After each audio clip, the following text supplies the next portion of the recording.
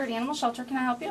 We have a lot of trouble with drainage, with the drain stopping up. The heating and cooling system's not the best in the world. We don't have very much space. It's really, really old. Things are just really starting to deteriorate around here. The pipes are getting old. We're constantly fixing leaky pipes and things like that. It was just not quite an animal shelter. It was an old pool house, and you could just really tell it was a pool house. It was an old building, but we did what we could with it. The facility was good for the time, but it outlived its usefulness.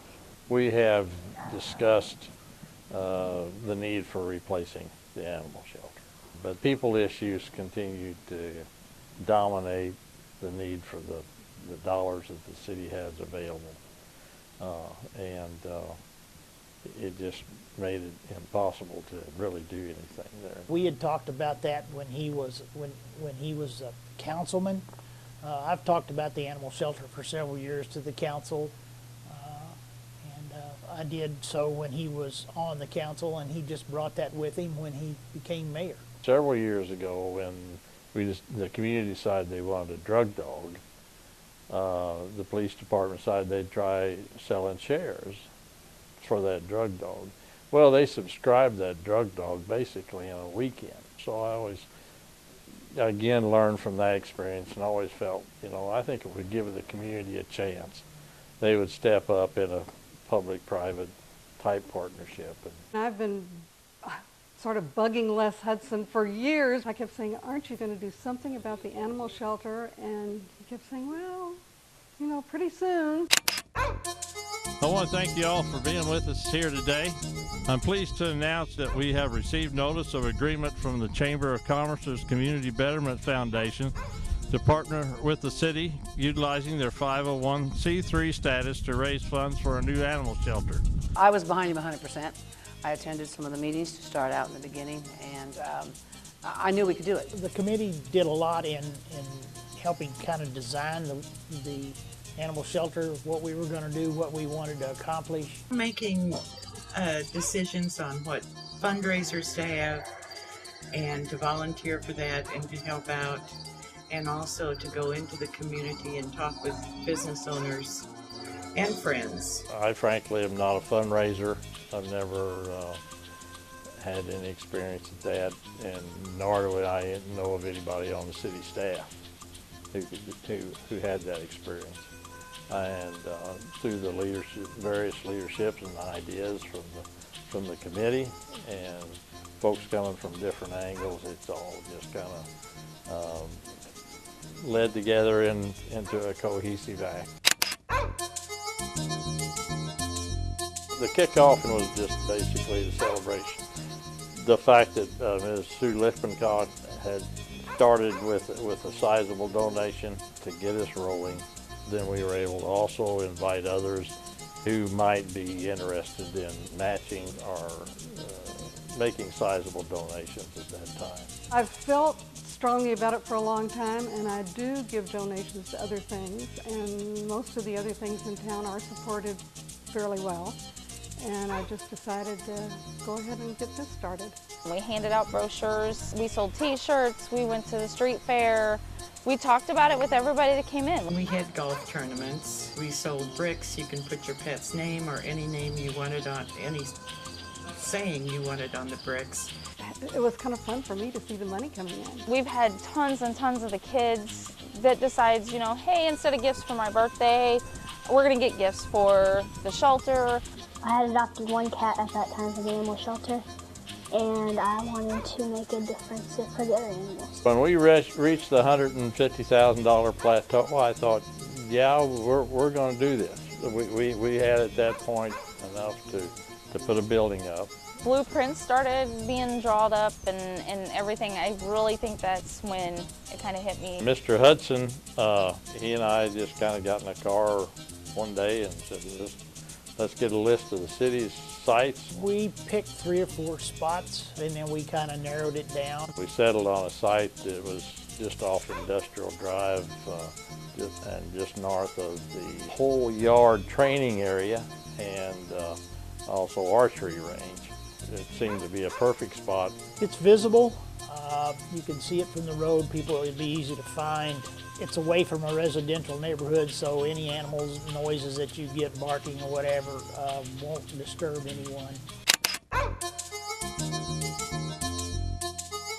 I appreciate all the support we've continued to get from the city and the enthusiasm that the city of Fulton has had for this project. So it's kind of time for us to do some dirt turning. We have let the contract. The contractor has the building ordered, and so that we should see when the weather turns and when we can get some construction going, we should see that going. Man, we're getting some dirt here. Yeah.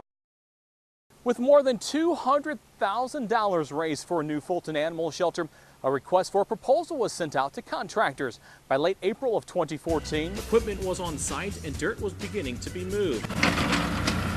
During the first few weeks of construction, all conduit and pipes for underground utilities were installed, as well as trenches dug for the building's footers. Plenty of gravel was needed to create a solid base. In early June, the floor was poured, and soon after, the exterior skeleton was erected. Approximately 2 weeks later, it was time to begin adding the roof and siding. This involved making many cuts to ensure the pieces fit together like a puzzle. While the majority of the shelter's exterior walls are made of metal siding, decorative brick, an aluminum door frame, and a glass door was added to the main entrance. Meanwhile, a roll-up garage door was installed on the building's south side. Exterior work on the new animal shelter was completed in the first week of August.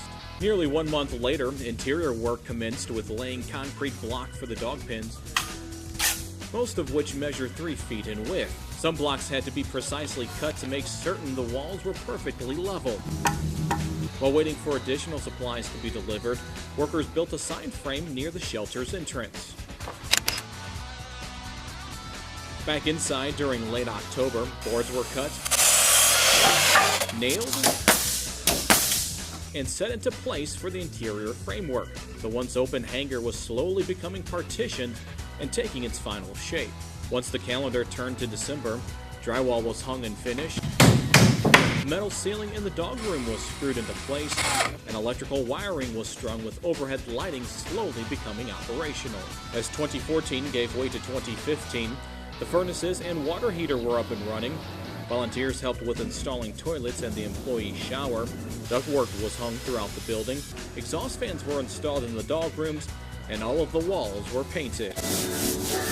The interior really began to take shape in February. Reinforced fiber plastic cord was cut and attached to walls in the dog and cat rooms. Door frames were nailed secure, and baseboard molding was added throughout the building. Later, the drop ceiling and lighting were installed in the office area, as well as windows in the main lobby. Also, all of the gates for the dog pens were fastened. As the inside work was coming to an end, there was a chance to liven up the shelter. Large dog paws were painted, and decals were affixed to walls. Crews headed back outside to continue work with spring near and temperatures getting warmer. Drain pipes connecting to the downspouts were installed, and a detention pond was excavated for stormwater. Later, concrete was poured for the front sidewalk and accessible parking spaces. In April, workers began surveying the backyard in order to pour the concrete pad for the large dog pens and sidewalk. At the same time, cabinets were being hung inside, marking the final major interior construction project. Once the concrete cured outside, attention turned to installing the perimeter fence for the play area, which involved many hands to complete the task. Security cameras, meanwhile, were added in various locations inside and outside of the building. As Mayflowers began to appear, so too did the commemorative bricks that donors purchased. These were put into place near the shelter's main entrance for all to see. We'll just go over there and look at it. The old flagpole from Garrett Animal Shelter found its way to the new digs thanks to the electric department. With less than 2 weeks before the shelter's opening, it was time to add the finishing touches. Gravel was spread out throughout the front parking lot. Donor plaques were added to the lobby, and commemorative benches were put into place. Now all that was missing were the dogs and cats. It's a great day in the city of Fulton for all of us to be proud of the results of our efforts. And we're just very proud to be able to show off this new facility. This shelter has been truly a community effort. The more that we did, the more folks stepped up. 1, 2, 3. Hey.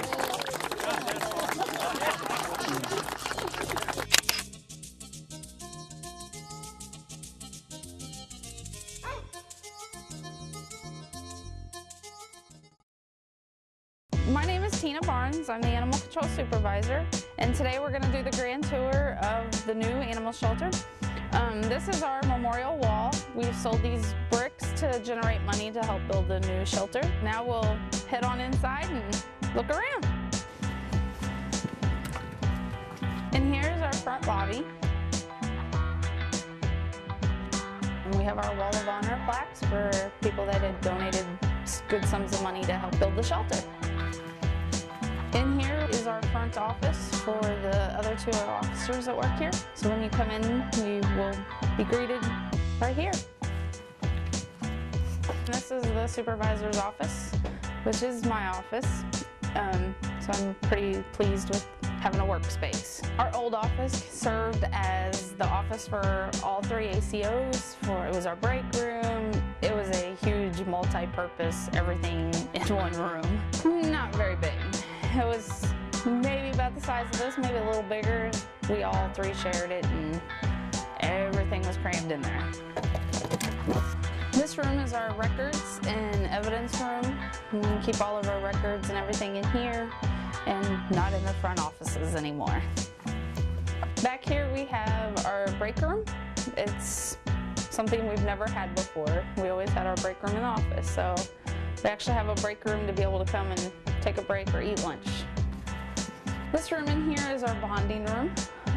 If there's an animal you thinking about adopting and just want to see how to get along with your kids or get along with your family, you can come in here to be quiet and you can spend time with that animal to see if it's what you want. This room in here is our adoptable cat room. And cats that are ready to be adopted will come in here to this room for the public to view and hopefully get adopted. This is our mechanical room where all of our furnaces, hot water heaters, all that good stuff's in there. This room in here is our adoptable dogs. So when they're ready for their forever home, they'll be in this room and the public will be able to view them. Here we have the public restroom. It is strictly a bathroom. It's not the laundry room and storage and everything else like the old shelter. Down here is the employee bathroom for the staff. We have a shower and everything, so if we get into some nasty stuff, we can clean up and finish off our day. This here is our laundry room and cleaning storage room. We can keep all of our cleaning chemicals and everything in here away from public and away from the animals. This room here is another dog room. It's our holding dog room for dogs that come in that are not ready for adoption or they're being held for a court case or something like that. They'll all be in this room here. And this is our cat quarantine isolation room, holding room. When the cats come in, they'll come in here till they're ready for adoption. This room is our kind of multi-purpose lab intake grooming room. We can bring them in, give them their vaccinations, give them a bath, and get them ready to go up to the dog rooms. Here we have storage, so we can store our cages and our lawn equipment and all that good stuff. And then here we have another dog room. This is our dog quarantine room. We'll keep dogs that are dangerous or vicious. They will come back here and it'll keep them away from the public to keep everybody safe. This is a huge upgrade. Down at the other shelter, we kept all the dangerous and quarantine dogs all in the same room as all of our adoptable dogs. So it was always putting the public at a risk of something happening. So here we can isolate them away from everybody and keep everybody safe. So now we're gonna head outside and see the backyard where the dogs can go out and play. Back here is our backyard for the dogs to be able to come out, exercise, play, get some fresh air, some sunlight. We have a big play yard, and we have a couple kennels so that they can stay outside longer periods, and I can have more than just a few dogs out at a time. And up here is the another employee break room. We have a patio so that when we take a break or lunch, we can come outside. Well, that concludes our tour. I hope you enjoyed it, and I hope you get to come out and visit and take a look at the new facility and possibly adopt a new animal.